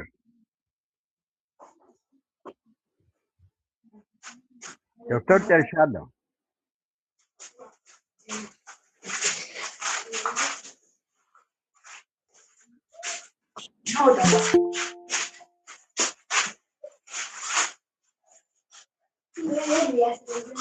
ሄሎ ሄሎ ያንሻለው ዶክተር ይሰማል?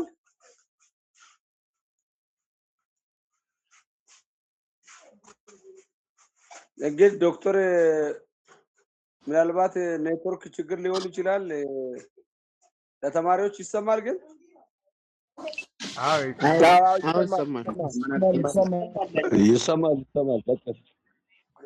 ይሰማል። ይሰማል። ተመሳሳይ ችግር እኮ አሁንም አለ። አሁን አንድ አገልጋይ በሚያገለግልበት ቦታ ፍሪዶም ተሰምቶት አይደለም የሚያገለግለው። አንዳንድ ጋር በሰው ብዛት ያሉ ሰዎች እያፈኑ እውነትን ወደ ውሸት እየቀየሩ መቀጣት የሌለባቸው እየተቀጡ ደሞዝ መከልከል እየተከለከለባቸው አለ። በዚህ ዘመንም እግዚአብሔር በጥበብ እንድናልፍ ጥበብን እንዲሰጥ ጸሎት መጸለይ አንዱ ሆኖ ዶክተሩ ያለው የመከረው ያ 24 ላይ የተጠቀሰው ምክሮችና ትርጓሜዎች በጣም ለኛ የሚጠቅሙ ናቸው። በተለይ ከተሜ ላይ ያሉ አሁን በቤተሰብ ብዛት በቁጥር እንደዚህ የሚወሰንበት ደሞዝ ጭማሪ ራሱ ደሞዝ ቅነሳ ራሱ ሲሆን አንድ አገልጋይ ላይ የሚደርሰው ጫና ከመጽሐፍ ቅዱሳዊ አካሄዶች ውጪ የሚደረጉ ውሳኔዎች እና ጫናዎች አሉ። እነዚህን ተግዳሮቶች ሁሉ ለማለፍ እውነትን መናገር፣ በእውነት ላይ መከራውን መቀበል፣ ከመከራ በኋላ ደግሞ የሚያሳልፈው እግዚአብሔር ጸጋ እንደሚረዳ ማምኖ መሰማራቱ ትልቅ ዋጋ አለው ይላለው። አመሰግናለሁ።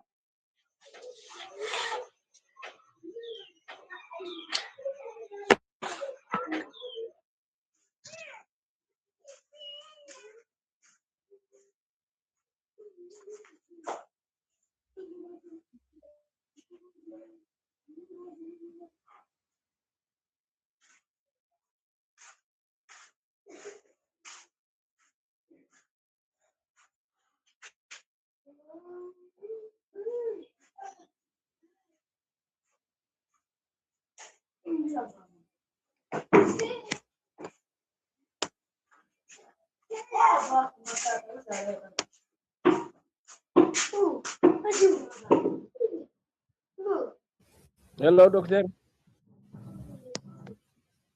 ከዶክተር ጋር መስመር እየሰራ አይመስለኝም። ኔትወርኩ ካስቸገረ እንትን ኔትወርክ ነው። ዶክተር እስከሚመለሱ ጥያቄ አለኝ። ኔትወርኩ መሰላ ዶክተር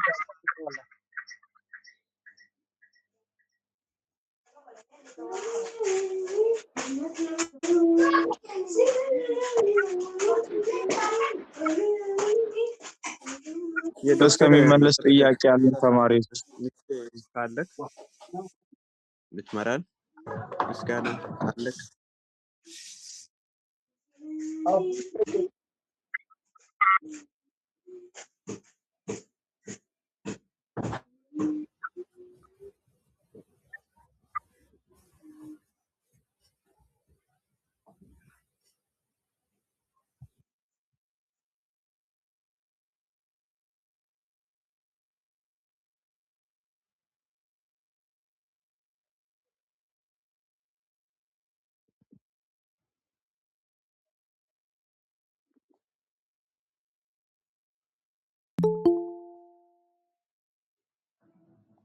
ሄሎ ዶክተር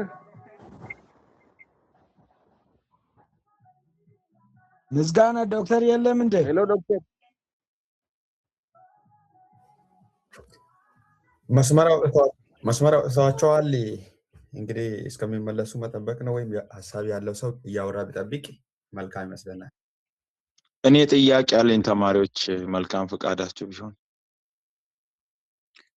እሺ ትንሱ ይጠይቅና ጠይቅ ወንድም እንመልስለታለን። እንግዲህ የተነሳው ሀሳብ በጣም ተመችቶኛል። አሁን ባለንበት ዘመን በብዙ እየሆነ ያለ ነገር ነውና የተነሳው ታዲያ ወንጌል አገልግሎት በጉቦ የሚያገለግል ከሆነ ምናገለግል ከሆነ አሁን ባለንበት ዘመን ላይ እንግዲህ ወንጌል በቻሌንጅ እንደሚመጣ ነው እንግዲህ መጽሐፍ ቅዱስ የሚናገረው ቻሌንጅ የመጣ ወንጌል እና ከዚህ የተነሳ ቻሌንጁ ከተከሰተ በኋላ የምንወስደው ያለኔ ጥያቄ ሆነብኛል ብዙ ጊዜ ማለት እሱ ምንድነው? ድምጽ አይሰማም? ይሰማል። መልካም ማለትም ይሰማል። ወንጌል የመጣው በተግዳሮት ነው። ይሄ የታመነ ነው። ነገር ግን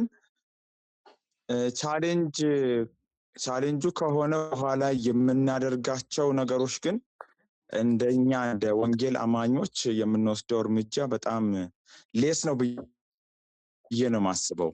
ምክንያቱም መጽሐፍ ሲናገር እንደ ርግብ የዋህ እንደ እባብ ደግሞ ልባም ሁኑ ነው የሚለው። ከዚህ አንጻር እኛ ግን እየወሰድን ያለነው የዋህ የሚለውን ብቻ ይመስለኛል። ምክንያቱም ቻሌንጅ ይኖራል። ነገር ግን ቻሌንጁ ከተፈጠረ በኋላ ዝም ነው የምንለው እንጂ የመፍትሄውን አቅጣጫ ለማምጣት የምናደርጋቸው እንቅስቃሴዎች በጣም ሌት ናቸው። ስለዚህ ይሄ ከምን አንግል ነው የሚታየው የሚለውን ጥያቄ ለማንሳት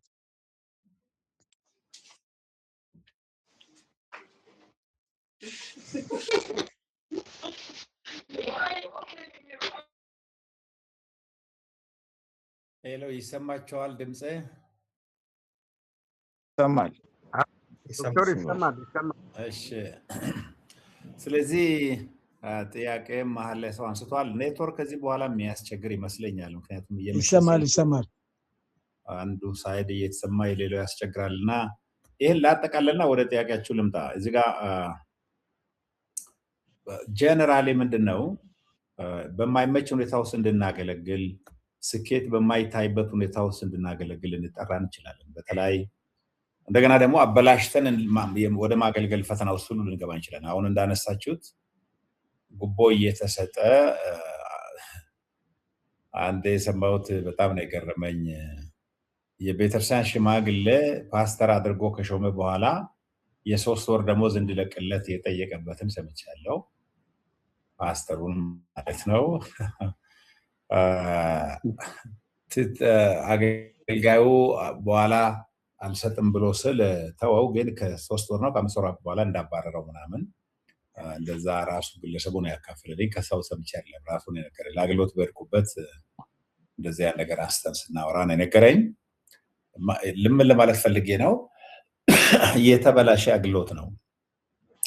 ቃሉን የረገጠ የአገልግሎት አካሄድ ዓለም ነው። እንግዲህ ዓለም ላይ ጉቦ ወደ ቸርች እየገባ ነው ማለት ነው።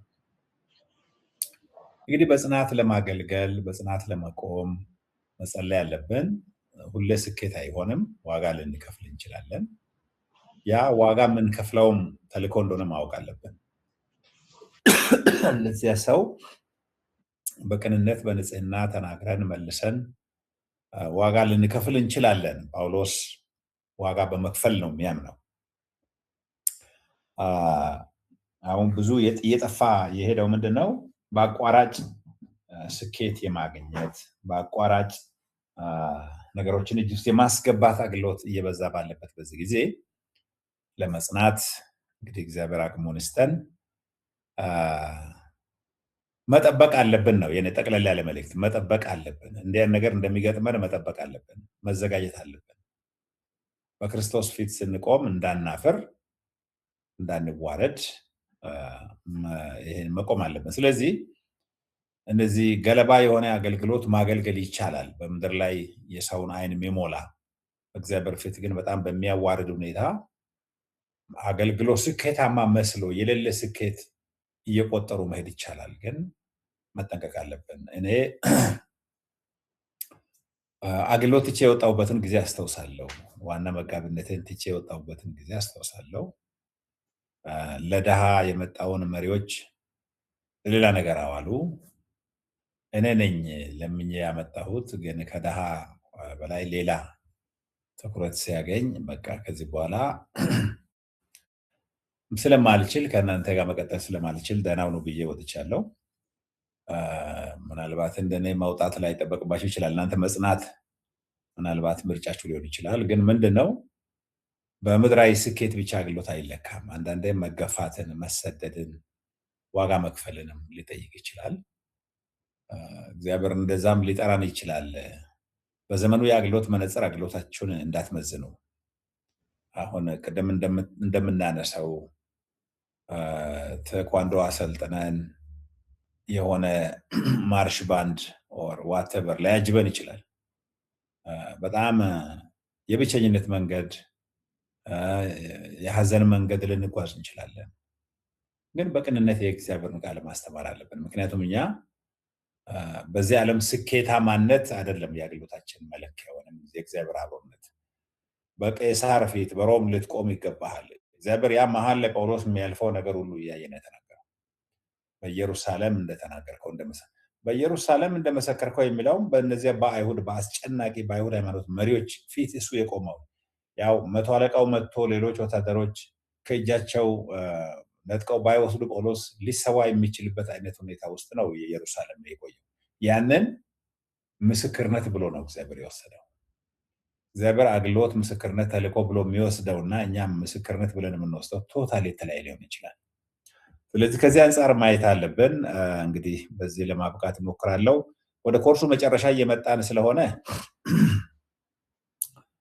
አንድ አሳይመንት ሰሞኑን ለመላክ አቤት ጥያቄ ነበረ። አሳጥርና ጠይቅ፣ ሰዓት ስለሄደ ነው።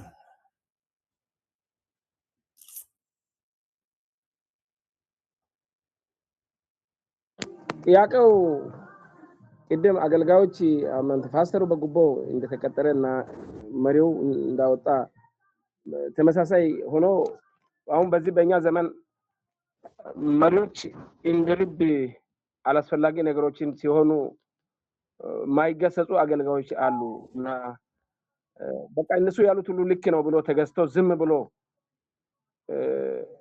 እንዲሄዱ የሚያደርጉ የማይገስጹ አገልጋዮች፣ የሚፈሩ አገልጋዮች አሁን በአጥቢያ ሊኖሩ ይችላሉ። እዚህኛ ጋርም ቢሆን አንዳንድ ቦታ ይኖራልና አሁን ለኛ ለተማሪዎች አገልጋዮችም እንዴት ይመክሩታል? እንደ መምህር ማለት ነው። መከርኩት ከሆነ መጽናት ይጠይቃል ብያለሁ። ዋጋ ሊያስከፍል ይችላል። ገስጸ አንተን ከቤተክርስቲያን ሊያባርር ይችላል። ለመባረር ከፈቀድክ እንግዲህ መጽናት ማለት ነው። እንደገና ደግሞ ሁኔታው ማይፈቅድ ከሆነ ጸልይ። ያው ልብህን ማዳመጥ አለብህ። የእግዚአብሔርን ቃል ማጥናት አለብህ። አሁን በደቦ ምን ወስነው ነገር አይመስለኝም። ምክንያቱም መንፈስ ቅዱስ አንተን የሚመራበት የራሱ አመራር አለው። ለዚህ ነው ለሁሉ የጋራ መልስ ሊኖር ይችላል። ግን የወንጌል መንገድ የታወቀ ነው። ጽናት ይጠይቃል፣ ዋጋ መክፈል ይጠይቃል፣ መስዋዕትነትን ይጠይቃል። የራሴን ተናግሬያለሁ። ትቼ ነው የወጣሁበት፣ ዋጋ አስከፍሎኛል። ስለዚህ እንደዚህም ምናልባት መንፈስ ቅዱስ ሊመራ ይችላል እና አሁን እንደዚህ አድርግ ብዬ እኔም መናገር የማልችልበት ሁኔታዎች ሊኖሩ ይችላሉ። አንተ ከመንፈስ ቅዱስ ጋር የምትመካከርበት ይኖራልና ይሄን ለማለት ነው። ግልጽ ነው ብዬ አስባለሁ። እሺ ዶክተር። እሺ ጸሌን ልናበቃ ነው። ምንድነው አሳይመንት አሳይመንት ለግሬድ ከዚህ በፊት የተሰጠውን ማስረከባችሁን እርግጠኛ ሆኑ።